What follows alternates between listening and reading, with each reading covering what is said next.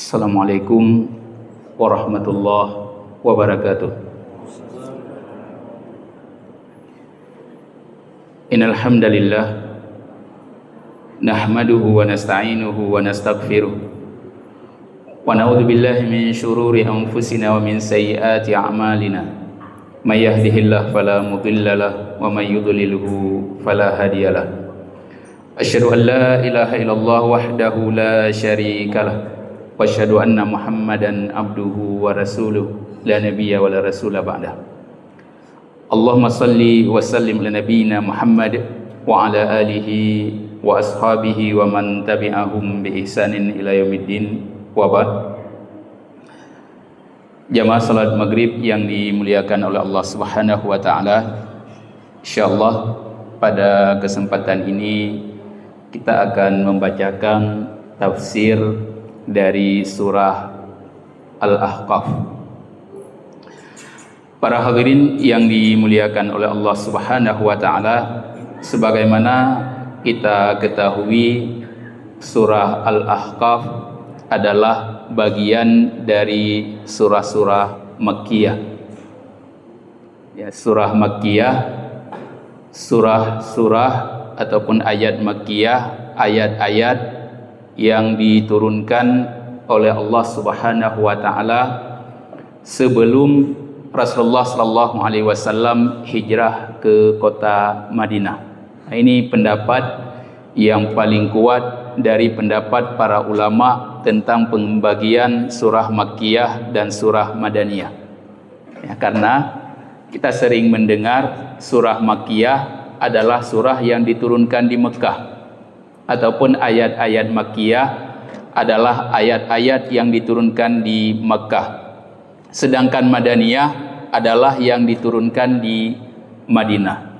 Ya, tetapi ketika diteliti oleh para ulama kita, para ahli Al-Quran, mereka mendapati ada beberapa ayat yang diturunkan oleh Allah Subhanahu wa taala di Mekah, tetapi turunnya setelah hijrah, maka dianggap sebagai Madaniyah, ya, karena turunnya setelah hijrah. Ya, misalkan yang paling masyhur, yang paling sering kita hafal adalah firman Allah, Al-yawma akmaltu lakum dinakum wa atmamtu alaikum nikmati wa raditu lakumul islami dina.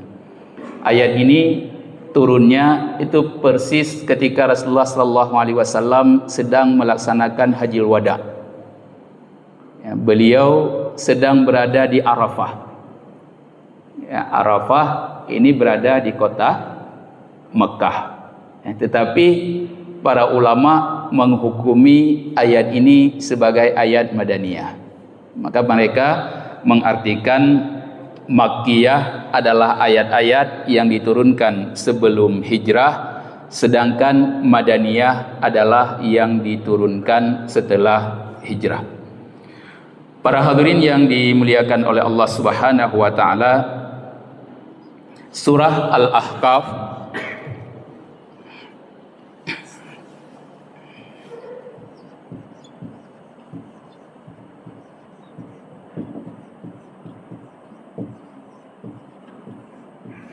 Surah Al-Ahqaf ini dinamakan dengan Al-Ahqaf karena di dalam surah Al-Ahqaf ini ada penyebutan kalimat ahqaf.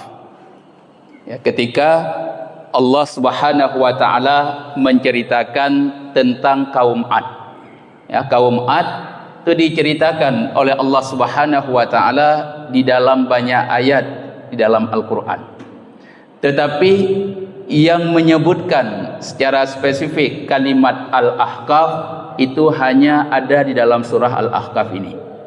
Maka surah ini dinamakan dengan surah Al-Ahqaf. Itu firman Allah Subhanahu wa taala, "Wadhkur akha'ad." Ingatlah tentang saudara Ad. Idz anzara qaumahu fil ahqaf. Itu ketika dia memberi nasihat ataupun pelajaran kepada kaumnya di Al-Ahqaf. Nah, maka kalimat Al-Ahqaf ini dijadikan sebagai nama surat karena tidak ada di dalam ayat-ayat lainnya ataupun di dalam surah-surah lainnya. Dan ini penyebab, salah satu sebab Al-Quran itu dinamakan dengan satu potong kata, Al-Baqarah. Bahkan dinamakan Al-Baqarah karena surah yang paling menonjol di dalam surah tersebut, cerita yang paling menonjol dalam surah tersebut adalah surah Al-Baqarah, maka dinamakan Al-Baqarah. Ali Imran, keluarga Imran, yang paling menonjol dalam surah tersebut adalah cerita tentang keluarga Imran, maka dinamakan dengan Ali Imran. Dan yang paling menonjol dalam surat Al-Ahqaf adalah kisah kaum Ad. Tetapi kisah kaum Ad itu diceritakan dalam beberapa surah, kecuali kalimat Ahqaf ini tidak disebutkan kecuali hanya pada surah Al-Ahqaf. Ya, maka dinamakan surah ini dengan surah Al-Ahqaf. Para hadirin yang dimuliakan oleh Allah Subhanahu wa taala, nama surah Al-Ahqaf ini sudah dikenal semenjak Rasulullah sallallahu alaihi wasallam masih hidup. Ya, dalam riwayat Ahmad disebutkan oleh Abdullah ibni Mas'ud, ya, Abdullah ibni Mas'ud itu berselisih dengan seseorang yang membaca surah Al-Ahqaf berbeda dengan bacaan yang dibaca oleh Abdullah ibni Mas'ud. Maka kemudian beliau mendatangi Rasulullah sallallahu alaihi wasallam, mengadu kepada Rasulullah, "Ya Rasulullah, fa innahu yaqra'u ghaira taqra'ani." Wahai Rasulullah, dia telah membaca surah Al-Ahqaf berbeda dengan apa yang engkau bacakan kepadaku. Ya, kemudian tiba-tiba Rasulullah sallallahu alaihi wasallam berubah wajah beliau menjadi merah karena beliau marah. Lalu Rasulullah sallallahu alaihi wasallam mengatakan kepada para sahabatnya, yaitu iqra'u kama tasma'un. Hendaklah kalian membaca Al-Qur'an sebagaimana kalian mendengarnya. Lalu Rasulullah sallallahu alaihi wasallam mengatakan, sebab hancurnya orang-orang terdahulu karena mereka berselisih tentang kitab mereka.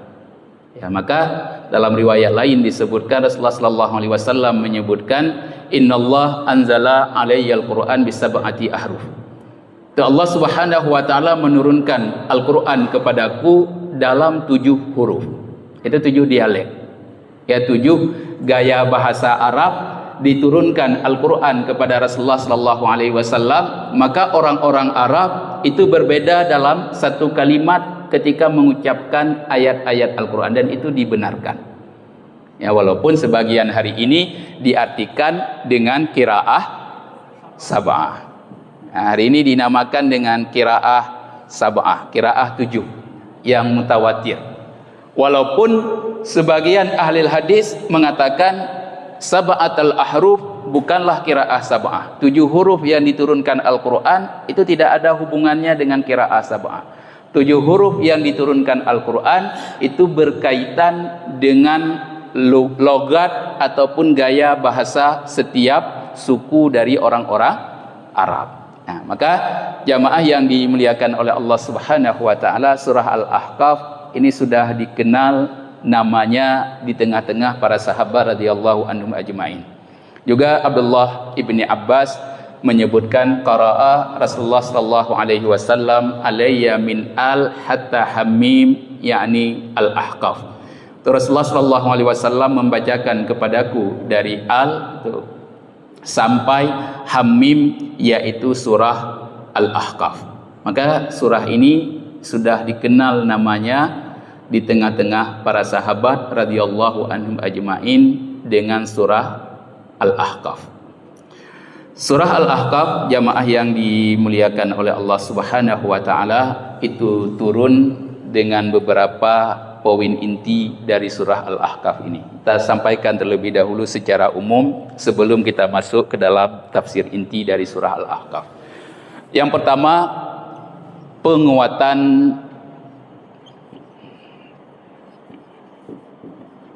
tauhid. Ya, surah Al-Ahqaf ini turun berkaitan dengan masalah tauhid ataupun masalah akidah. Ya, penguatan akidah. Ini turun surah Al-Ahqaf. Ya. Yang pertama tentang keimanan kepada Allah. Iman kepada Allah. Ini dari dua sisi, rububiyah dan uluhiyah. Ya, dua sisi. Ketika dalam surah Al-Ahqaf nanti kita bisa melihat permulaan surah Al-Ahqaf, Allah menyinggung terlebih dahulu tentang rububiyahnya. Itu Allah Subhanahu wa taala yang menciptakan langit dan bumi. Kemudian dari sisi uluhiyahnya. Ya, yang kedua dari sisi uluhiyahnya, yaitu tentang peribadatan kepada Allah Subhanahu wa taala dan larangan melakukan kesyirikan, sekecil apapun kesyirikan itu. Kemudian yang kedua di dalam surah Al-Ahqaf tentang keimanan kepada Rasul.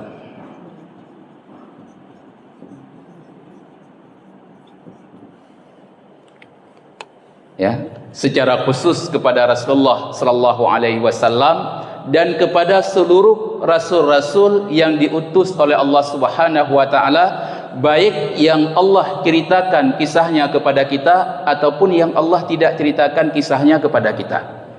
Ya, karena rasul yang diutus oleh Allah itu ada ceritanya diceritakan oleh Allah kepada kita dalam Al-Qur'an.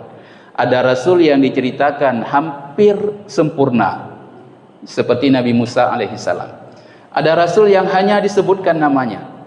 Ada rasul bahkan yang sama sekali tidak diceritakan kepada kita. Ya, tetapi kita harus mengimani seluruh rasul-rasul yang diutus oleh Allah Subhanahu wa taala kepada kita. Kemudian iman kepada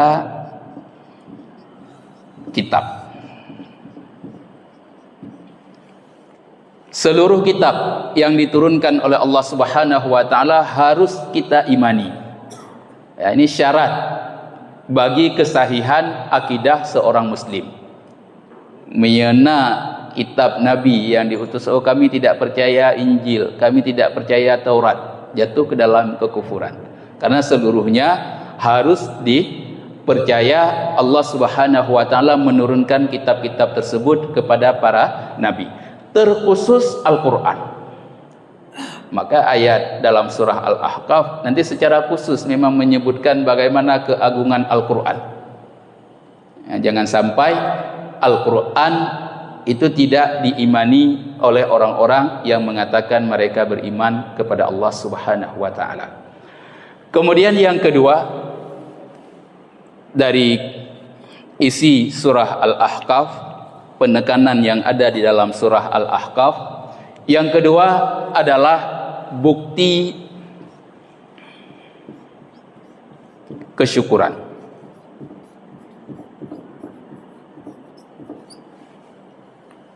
Ataupun keimanan disebutkan oleh para ulama kita.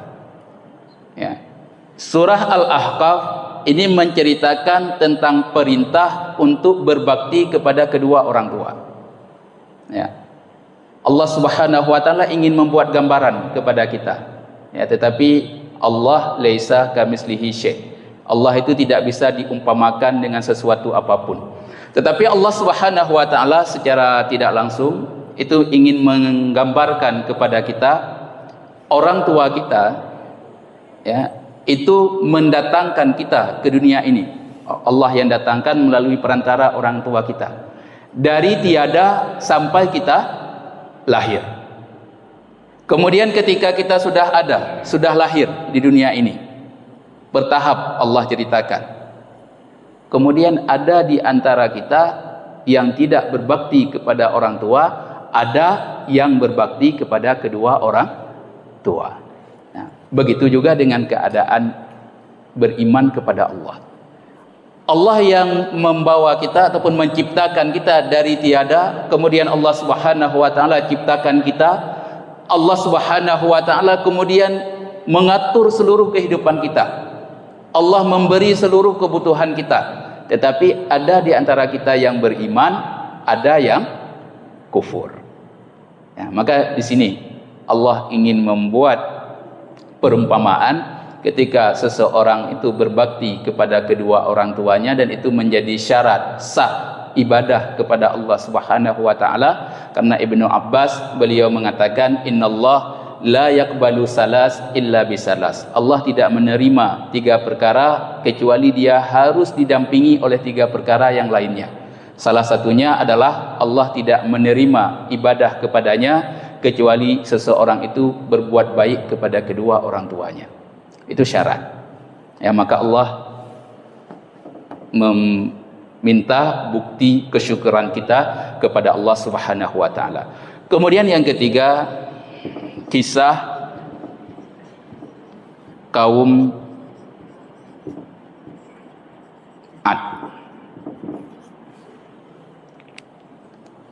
Kenapa kaum Ad diangkat oleh Allah Subhanahu wa taala dalam surah Al-Ahqaf? Karena surah Al-Ahqaf adalah Makkiyah. Allah Subhanahu wa taala bercerita tentang orang-orang Quraisy.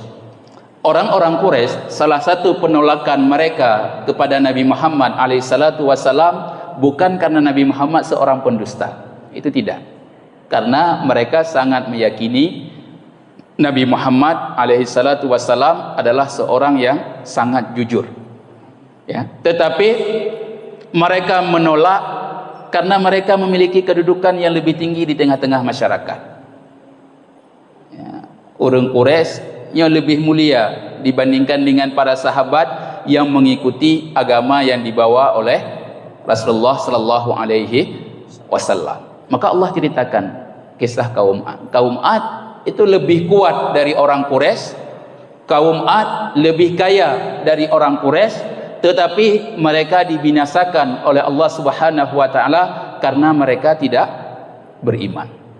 Maka Allah angkat ini untuk penguatan kepada tauhid, supaya mereka benar-benar beriman dengan tauhid. Ini 3 tujuan inti Allah Subhanahu wa taala menurunkan surah Al-Ahqaf.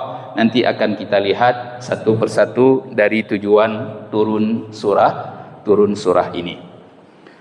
Para hadirin yang dimuliakan oleh Allah Subhanahu wa taala, Allah Subhanahu wa taala memulai surah Al-Ahqaf ini dengan huruf muqatta'ah, yaitu Hamim. Ya.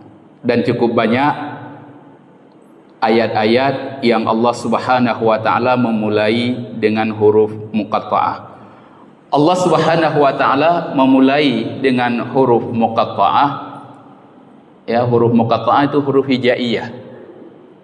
Ya, alif lam mim ini huruf hijaiyah. Allah mulai dinamakan dengan huruf muqatta'ah. Hamim dalam surah Al-Ahqaf. Ya, kemudian kaf ha ya ain sad dalam surah Maryam, nun dalam surah Al-Qalam. Ya, seluruhnya Allah Subhanahu wa taala memulai dengan huruf-huruf hijaiyah di dalam permulaan surah. Itu penegasan dari Allah Subhanahu wa taala bahwasanya Al-Qur'an ini adalah tersusun dari huruf-huruf bahasa Arab. Ya, karena salah satu ijaz Al-Qur'an, mukjizat Al-Qur'an, kelebihan Al-Qur'an, keagungan Al-Qur'an, Al-Quran itu diturunkan dengan bahasa Arab. Ketika itu orang-orang Quraisy itu mereka orang yang sangat mendalami ilmu bahasa. Ya, secara khusus orang Quraisy ini pakar dalam syair. Ya, orang belajar ilmu syair hari ini, salah satu ilmu syair yang wajib dikaji adalah syair jahili. Ya, payah mengkajinya karena keagungan bahasa yang orang-orang Quraisy kuasai ketika mereka membuat syair itu sangat hebat. Tidak bisa ditandingi oleh orang-orang lainnya. Dan mereka sangat mengagungkan ini. Maka ketika Al-Quran itu dibacakan kepada mereka, mereka mengatakan kami juga mampu membuat seperti itu. Ya, tetapi Allah Subhanahu wa taala menantang. Coba datangkan satu surat. Allah tentang coba datangkan 10 ayat. Mereka tidak mampu. Maka Allah Subhanahu wa taala menurunkan huruf-huruf muqatta'ah dalam permulaan surat itu diartikan, diterjemahkan ataupun ditafsirkan oleh para ulama mengatakan li tahaddil Arab. Allah ingin menantang orang-orang Arab dan menegaskan kepada mereka bahwasanya Al-Qur'an itu dimulai dengan huruf muqatta'ah, pertanda Al-Qur'an itu adalah bahasa Arab murni. Kalau mereka menuduh Muhammad alaihissalatu wassalam orang yang membuat dengan bahasanya, coba datangkan, coba buat sebagaimana Muhammad melakukannya. Nanti akan kita lihat dalam surah Al-Ahqaf, ini tantangan-tantangan yang dibuat oleh orang-orang, yang dibuat oleh Allah Subhanahu wa taala kepada orang-orang Arab. Maka Allah memulai dengan huruf muqatta'ah dan menjadi satu tanda bagi kita setiap surah yang dimulai dengan huruf muqatta'ah, huruf hijaiyah, maka dia dinamakan dengan surah Makkiyah kecuali surah Al-Baqarah. Ya. Kalau selain daripada itu maka dinamakan dengan surah Makkiyah. Kemudian Allah mengatakan tanzilul kitabi minallahi al-azizil hakim. Allah Subhanahu wa taala diturunkan kitab ini, yaitu Al-Quran, dari Allah Subhanahu wa taala yang maha perkasa lagi maha bijaksana. Nyo penegasan kembali dari Allah Subhanahu wa taala. Setelah Allah Subhanahu wa taala menegaskan Al-Quran ini dengan bahasa Arab, ya, dimulai dengan huruf muqatta'ah tadi, dengan huruf hijaiyah. Kemudian Allah menegaskan secara khusus kitab ini, yaitu Al-Quran, itu dari Allah Subhanahu wa taala yang maha perkasa lagi maha bijaksana. Lalu Allah sebutkan tentang rububiyahnya, ya, Allah Subhanahu wa taala Khaliq, Allah maha mencipta, dan itu diyakini oleh orang-orang Quraisy dahulu. Nah, ini tidak masalah, sisi rububiyah tidak masalah. Maka ketika para ulama yang sebagian membagi tauhid itu kepada 3 bagian, yaitu rububiyah, uluhiyah, asma dan sifat, dan ini kita sampaikan jamaah yang dimuliakan oleh Allah, ini bukan qat'i. Ya, nyokan qat'i. Miyahanata bagi tauhid kepada 3 syirik hana. Miyahanata bagi tauhid kepada 3 kufur hana. Ini bukan qat'i. Ya, pembagian tauhid kepada 3, rububiyah, uluhiyah, asma wa sifat, ini bukan satu yang qat'i, yaitu ada dalil khusus dari Allah Subhanahu wa taala ataupun penegasan dari Rasulullah sallallahu alaihi wasallam, tidak ada. Nah, ini dibuat oleh para ulama kita, dinamakan dengan metode istiqra'i. Ya, metode istiqra'i itu didapati ketika mereka membaca ayat-ayat Al-Quran, kemudian mereka simpulkan supaya orang mudah dalam memahami tauhid, maka tauhid itu kita bagi 3. Ya, Ibnu Taimiyah itu membagi 3. Ibnu Qayyim, murid beliau, itu bahkan membagi 2, cuma 2 saja tauhid. Hana pertama tauhid asma wa sifat, karena asma wa sifat itu dimasukkan ke dalam rububiyah. Syekh Ibnu Utsaimin bahkan membagi menjadi 4. Namakan rububiyah, uluhiyah, asma wa sifat. Kemudian beliau menambahkan satu lagi, wujudullah. Ya, karena lawan hari ini ada orang-orang yang sama sekali tidak percaya tentang adanya Allah. Mia masalah hana masalah mandu urang percaya na Tuhan.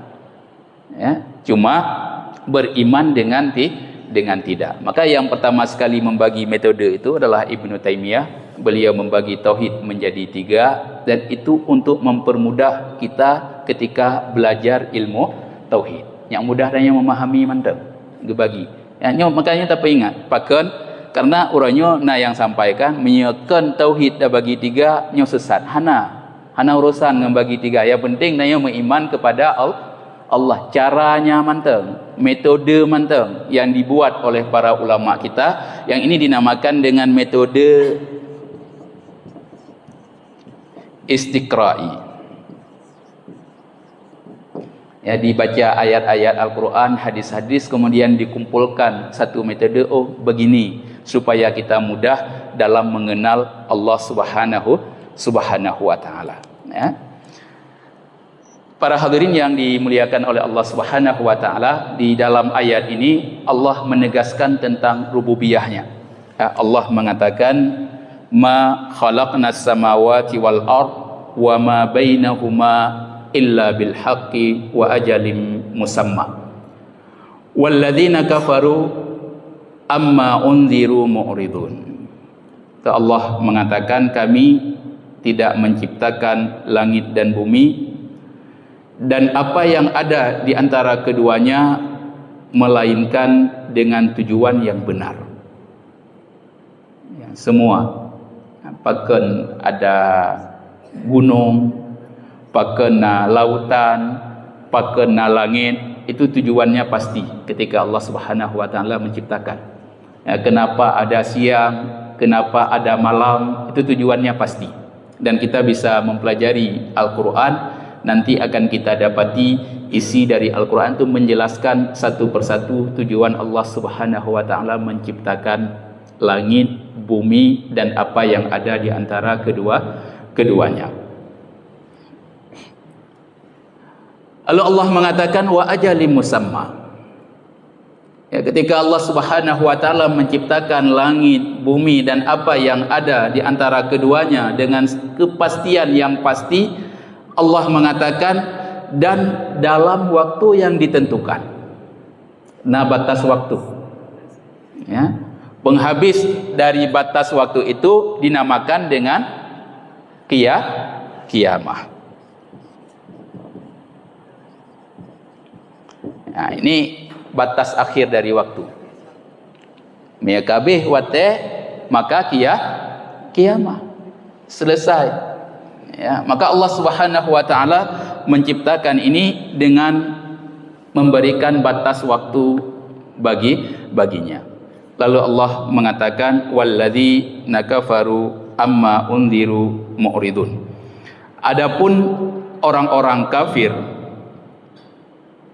amma unziru mu'ridun, mereka berpaling dari apa yang diperingatkan kepada mereka. Ya. Kita seharusnya jelas itu memahami ketika Allah Subhanahu wa taala menciptakan dunia, lalu Allah mengatakan ada batas waktu dari dunia tersebut, yaitu akan terjadi kiamah, dan setelahnya itu ada kehidupan. Dan itulah kehidupan yang abadi, kehidupan yang nyata. Ketika seseorang meyakini tentang keadaan ini, maka mereka tidak akan berani berpaling dari zat yang menyampaikan adalah zat yang menciptakan mereka. Itu Allah Subhanahu wa taala. Ya, enggak mungkin. Tetapi ketika dia kufur, dia tidak meyakini, maka dia akan berpaling. Maka jamaah yang dimuliakan oleh Allah, para ulama kita itu menyebutkan salah satu sebab kenapa orang melaksanakan kemaksiatan ataupun melakukan kemaksiatan, mereka tidak beriman kepada Allah Subhanahu wa taala, itu karena keyakinan kepada hari kiamat sangat tipis. Ya. Orang yakin dengan keadaan hari kiamat, maka mereka tidak berani untuk bermaksiat. Tanya kun gego. Ya, gambaran paling kecil. Ketika takun, tanya teringat, oh ada kehidupan hari kiamat kelak, yang Allah akan membalas apa yang kita ucapkan. Maka kita tidak akan berani berkata yang buruk kepada saudara kita, karena kita meyakini adanya hari kiamat, hari pembalasan. Maka semua coba nanti diperhatikan, kalau kita baca Al-Quran, kita tadabburi makna ayat per ayat, di situ akan kita dapati ya, setiap Allah Subhanahu wa taala menyebutkan tentang kemaksiatan, tentang kekufuran, Allah Subhanahu wa taala selalu mengaitkannya dengan kehidupan akhirat. Karena itu puncanya. Ya, orang pakan gedejit korupsi, gedejit cok atagok, gedejit cemucu, gedejit pebut kesalahan-kesalahan, karena mereka menganggap selesai kehidupan dunia, selesai. Tapi meyakini ada kebangkitan nanti di hari kiamat, maka mereka akan berfikir kembali. Nyopo tak cok dagok di dunia. Ora dodok, Allah akan membangkitkan kita dan Allah akan meminta pertanggungjawaban. Maka dia tidak akan berani. Maka para hadirin jamaah yang dimuliakan oleh Allah Subhanahu wa taala, dikatakan oleh para ulama kita, akidah keimanan kita kepada Allah itu akan hadir ketika kita benar-benar mendalami ayat-ayat Makkiyah. Maka saya sering menyampaikan jamaah yang dimuliakan oleh Allah, tauhid ataupun akidah, ketika kita belajar tauhid dan akidah itu dengan buku-buku akidah, itu yang menjadi nanti perselisihan di antara kita ya, karena kenapa? Kita hanya berdiri di sebatas teori ataupun pengertian ya. Buku akidah yang ditulis oleh para ulama kita itu hanya menyebutkan pengertian akidah seperti ini, iman seperti ini, begini. Hanya kita menghafal, memahami, dan itu hanya menjadi ilmu bagi kita. Tetapi keyakinan itu akan hadir dengan mendalami ayat-ayat Makkiyah ya, di situ hadir keimanan kita kepada Allah, keyakinan kita, kemantapan kita terhadap Allah Subhanahu wa taala akan hadir dengan mempelajari ayat-ayat Makkiyah. Maka nanti Allah Subhanahu wa taala dalam surah Al-Ahqaf itu akan menyinggung tentang keimanan. Keimanan itu akan kita dapati dengan dua hal. Ya, akli dan nakli. Dalil yang menggunakan akal dan dalil yang menggunakan nakli. Itu nakal, sanad. Ya, riwayah-riwayah. Tetapi coba kita lihat dalam surah Makkiyah, Allah selalu itu menggunakan akal pikiran kita untuk berfikir. Lihat langit, lihat bumi, lihat onta, lihat tubuh kita, itu bagaimana Allah Subhanahu wa taala menciptakannya supaya keyakinan kita itu makin mantap kepada Allah Subhanahu wa taala. Lalu Allah mengatakan, "Qul," katakanlah wahai Muhammad, "Ara'aitum ma tad'una min dunillah aruni madza khalaqu minal ard am lahum syirkun fis samawat ituni bi kitabim min qabli hadza aw asaratin min ilmin in kuntum shadiqin." Ya, Allah mengatakan kepada Nabi Muhammad, sampaikan kepada orang-orang yang kufur kepada Allah, terangkanlah kepadaku tentang apa yang kamu sembah selain Allah. Buat sampaikan apa yang kalian sembah selain Allah. Ya, ada orang yang menyembah berhala, menyembah yang lainnya. Ya. Lalu Allah katakan, "Aruni madza khalaqu minal ard." Tunjukkan apa yang mereka ciptakan dari bumi ini. Tah bagian yang diciptakan oleh berhala. Ketika pertanyaan ini diungkapkan, maka orang-orang kafir berpikir, mana mungkin berhala menciptakan batu, menciptakan tanah, menciptakan langit? Berhala saja mereka yang ciptakan. Berhala saja mereka yang buat. Bagaimana berhala itu dapat membuat langit, membuat batu, membuat tanah? Itu mustahil. Ya. Lalu Allah katakan, am lahum syirkun fis samawat. Ataupun mereka itu berserikat dengan Allah, berkongsi dengan Allah Subhanahu wa taala ketika menciptakan langit. Ituni bi kitabim min qabli hadza. Ya, kalau ada coba datangkan kitab yang menyebutkan tentang masalah itu sebelum Al-Qur'an turun. Dalam Taurat, dalam Injil, apakah ada yang menyebutkan berhala-berhala itu yang menciptakan langit dan bumi. Ya, otomatis tidak ada. Kemudian Allah mengatakan au atharatin min ilmin, ataupun ada yang orang menyampaikan, ya, hasil penelitian, orang buat penelitian kemudian disampaikan kepada kita, oh ini buktinya, ya, bumi ini terjadi sendiri. Ya, sebagaimana hari ini orang-orang yang tidak mengimani tentang adanya sang pencipta Allah Subhanahu wa taala, mereka menggambarkan bumi ini dibuat satu teori yang dinamakan dengan teori Big Bang, dan mereka menceritakan bumi ini itu terjadi dengan letusan dan dia berkembang sehingga menjadi seperti bumi. Ya, tapi kita tidak seperti itu. Kenapa itu sampai meletus kalau ia sebenarnya seperti itu? Ya. Kemudian bagaimana dia mengembang, itu seluruhnya ada Allah Subhanahu wa taala yang menjadikannya. In kuntum shadiqin, apabila kalian itu benar, maka otomatis tidak ada. Maka kita sampaikan jamaah yang dimuliakan oleh Allah, itu tidak ada masalah dari sisi rububiyah ini. Ya, orang kafir Quraisy, ya ada masalah rububiyah karena Allah menggunakan kepada mereka dalil akal. Coba datangkan mana yang dibuat oleh berhala kalian. Mereka mengetahui berhala itu mereka yang buat. Ya, hanya mungkin berhala itu bisa menciptakan. Maka ketika masalah rububiyah itu coba Allah sebutkan dalam Al-Quran, tanyakan kepada mereka siapa yang menciptakan langit dan bumi. Mereka akan mengatakan Allah. Enggak ada masalah dalam sisi rububiyah karena Allah menggunakan dalil akal kepada mereka. Ya.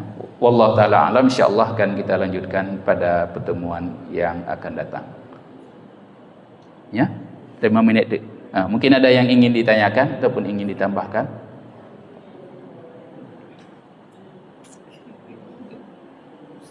Ya.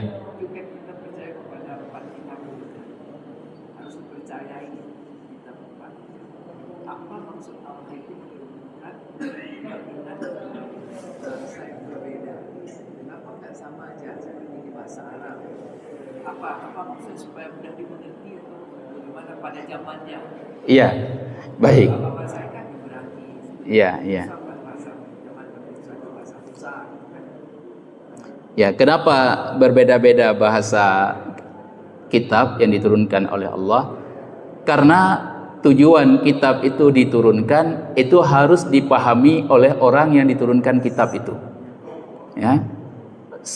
Nabi-nabi terdahulu itu ketika diutus hanya untuk kaumnya, maka Allah menggunakan kitab dengan bahasa mereka. Maka Allah mengatakan bilisani qaumihim, itu dengan lisan kaumnya, supaya mereka mengerti.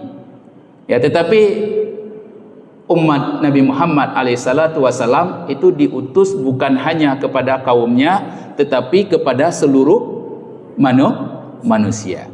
Ya, pertama sekali ketika diutus Nabi Muhammad itu diutus kepada orang Arab, maka menggunakan bahasa Arab supaya orang-orang Arab itu memahami. Ya.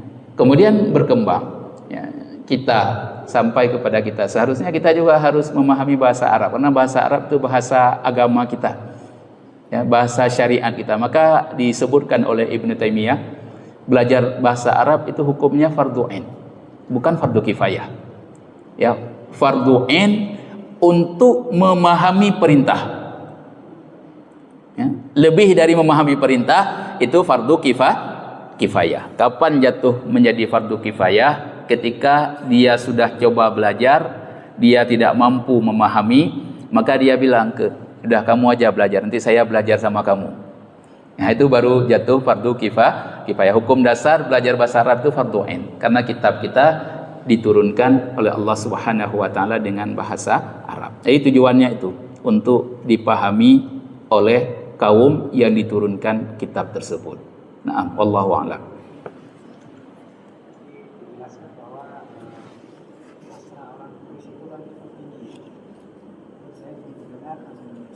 Antara dengan sastra Kurus karena orang sudah tahu dalam masa itu jalan dengan bisa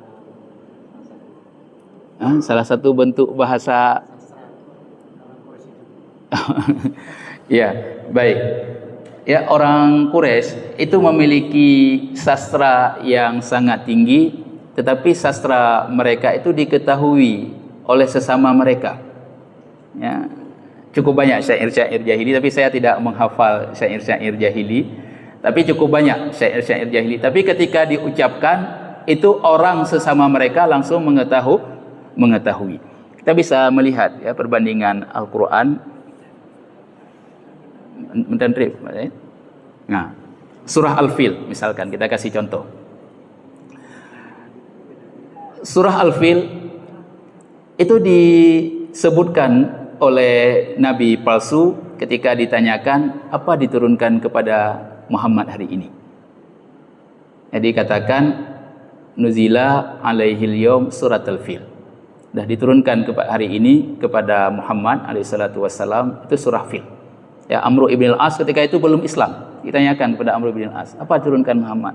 Oh, surah Al-Fil. Wa nuzila alayya Al-Fil aidan. Hari ini diturunkan kepadaku juga surah Al-Fil. Dibilang oleh Nabi palsu. Ya, lalu dia mengatakan Al-Fil wa ma adraka mal fil al-udhunul kabir wal khurtumut tawil, diaturlah dengan bahasa gaya Arab. Langsung Amr ibn al-As itu belum Islam dia. Ya, dia mengatakan arafta bi anni araftu annakal kadzib. Ya, engkau tahu, aku itu mengetahui engkau itu seorang pendusta. Langsung. Tapi coba bandingkan ketika Allah Subhanahu wa taala mengatakan Allah memulai surah Al-Fil. Allah tidak memulai Al-Fil wa ma adraka mal fil, itu tidak. Tapi Allah mengatakan alam tarakai fa fa'ala rabbuka bi ashabil fil. Itu kisah yang paling mendalam. Kalau kita baca tafsir, kita dalami ya, ketika itu ya, waktu terjadi penyerangan oleh tentara Abraha ke Ka'bah, sebelum sampai ke daerah itu ya, kakek Rasulullah sallallahu alaihi wasallam Abdul Muttalib, beliau mengatakan kepada seluruh orang Quraisy, hari ini kita tidak mampu untuk menahan tentara Abraha. Ya, kita naik ke atas bukit dan kita lihat apa yang Allah lakukan kepada mereka. Lalu Allah hancurkan mereka. Maka Allah memulai alam tarakai. Bukankah engkau melihat? Ya, itu karakteristik salah satu bentuk Al-Quran. Tapi untuk sisi itu bisa dicari aja nanti di Google. Di Google aja syair jahili. Nah, ditulis syair jahili ya, nanti akan didapati ada beberapa yang sudah diterjemahkan ke dalam bahasa Indonesia, dan itu bentuk sastra-sastra yang sangat hebat yang dipelajari oleh orang-orang yang belajar ilmu sastra. Nah, wallahu a'lam. Nakhtim bi du'a kafaratil majlis. Subhanakallahumma bihamdik asyhadu an la ilaha illa anta astaghfiruka wa atubu ilaik. Assalamualaikum warahmatullahi wabarakatuh.